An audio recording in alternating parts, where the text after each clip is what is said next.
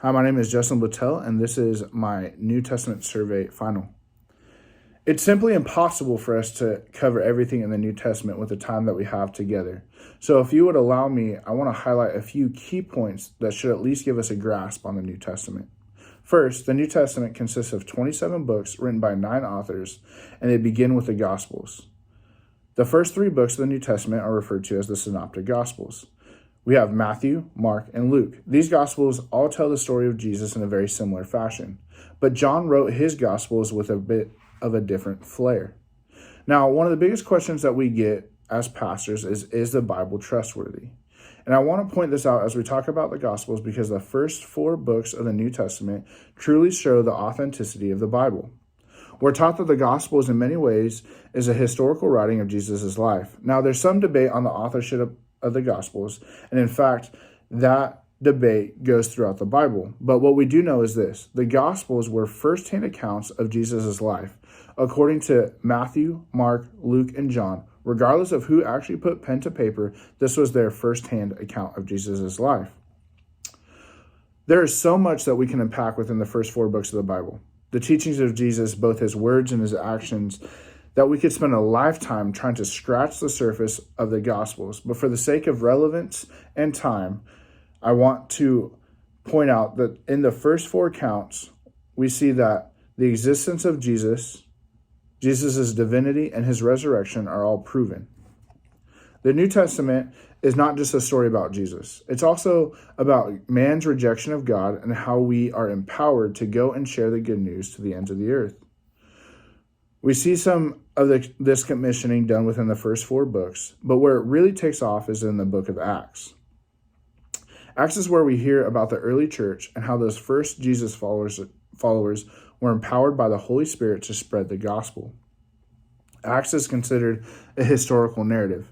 There are actually 3 main genres in the New Testament: historical narrative, letters, and revelations. I want to spend some time in the book of Acts because it is of major significance to us today.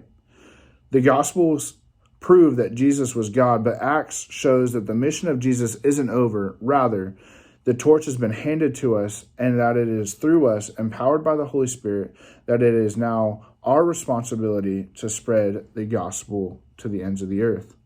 This is a common theme throughout the New Testament, but it is vital for us to understand that it is our duty to go and win the lost. The book of Acts takes us from being a bystander to a front runner.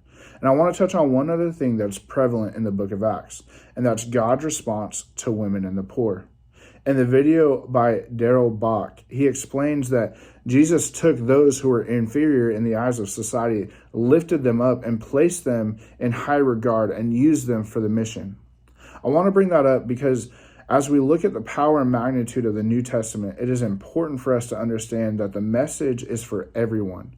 In Acts, we see the church begin to grow and the people are sharing the good news to everyone that they met. This message isn't restricted to a certain people group or a particular class, but instead we see the rapid growth of the church due to the fact that it is both for kings and slaves, men and women, rich and poor. Jesus was for everybody. After Acts, we get into the letters. Some of the letters were written for churches and communities, and others were addressed to individuals. Both are valuable for us to understand and study in our walk with Jesus, both individually and as leaders in the faith. But why were the letters included? Well, there's one common thread throughout the letters: perseverance through trials. These letters help us understand that both corporately and individually we are going to face hardships, that it's not something that we should shy away from, but rather how we respond to such things is going to give us the ability to speak into situations and share the good news. The early church was focused on spreading the gospel. And in these letters, it proves to us that A, the church was in fact growing, and B, that we must learn from one another, continually grow, and ask for God's guidance so that we can be effective in our mission. A perfect example of this is Paul. Paul was of Hebrew heritage. He was Greek educated and a Roman citizen, and in many cases, an enemy of the church. After Jesus changed his life, Paul became a champion of the faith, writing 13 letters of the New Testament. 9 of them were to churches and 4 of them to people.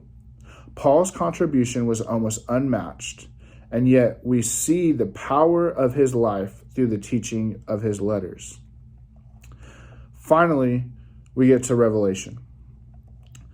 The book of Revelation is partially what happened in the past, some of it is current, and the rest is still to come. Many Christians look at Revelation and shy away from it, and it is understandable. In many ways, Revelations is filled with some pretty intense stuff. It's easy to make headlines, and we see it every so often in the news cycle, because Revelations is a way for them to explain what in the world is happening and how it points to the end of the world. But in reality, the book is filled with incredible symbolism used by God to show us that the victory is already won. What an incredible gift God gave us, so that we know that even through the midst of chaos, we can be assured that our place is with him. The book of Revelation continually shows us how powerful God truly is. I hope that this quick overview of the New Testament encourages you and gives you a few tools to put in your belt so that we can continually learn the importance of the New Testament and how it applies to us today. Thank you and God bless.